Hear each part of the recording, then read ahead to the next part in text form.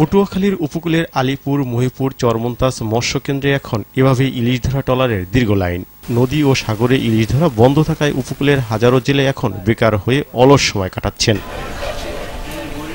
এ সময় ইলিশ না ধরলে আগামী বছর এবছরের চেয়ে আরও বেশি ইলিশ পাওয়া যাবে এ আশায় বুক বেঁধে আছেন পটুয়াখালীর উপকূলের জেলেরা। কিন্তু ভারতীয় জেলেরা বাংলাদেশের জলসীমায় ঢুকে নির্বিচারে মা ইলিশ ধরে নিয়ে যাচ্ছেন অভিযোগ জেলেদের। এর ফলে মা ইলিশ রক্ষায় সরকারের উদ্যোগ সফল না হওয়ার আশঙ্কা করছেন তারা। 12 তারিখ থেকে 2 তারিখ পর্যন্ত অভিযান দিচ্ছে, এটা আমরা মানি। আমরা মানে লাভ কি, বাইরের ভারতের ট্রলারে এরা মাছ ধরে অভিযান দেয়। নদী ও সাগরে অভিযান অব্যাহত রয়েছে এবং উপকূলের পুরো জলপথ কঠোর নজরদারিতে রাখা হয়েছে বলে জানান কর্তৃপক্ষ। ভারতীয় কোনো জেলে বাংলাদেশে প্রবেশ করার কোনো সুযোগ নেই, কারণ এখানে নৌবাহিনী সমুদ্রে টহল রয়েছে। এদের সাথে আমরা যোগাযোগ করেছি, এরা তাদের টহল জোরদার করবে।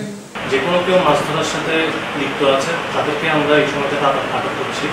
এই পর্যন্ত আমাদের টোটাল এই জোন থেকে 112 জন আটক করা হয়েছে, কিন্তু স্টিল নাও আমরা এখানের মধ্যে বিদেশি কাউকে পাইনি। জলবায়ু পরিবর্তনের কারণে ইলিশের প্রজনন সময় আরও বাড়ানো প্রয়োজন বলে মনে করেন এ বিশেষজ্ঞ। ভবিষ্যতে যদি এটা বাড়ানো যায় সময়টা, সেটা আরও বেশি ইফেক্টিভ হবে।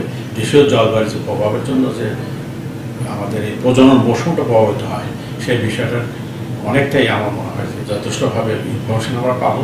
ভারতীয় জেলেরা বাংলাদেশের জলসীমায় ঢুকে যেন মা ইলিশ নিধন করতে না পারে সে ব্যবস্থা নেওয়া হবে, এমনটাই দাবি পটুয়াখালীর উপকূলের জেলেদের।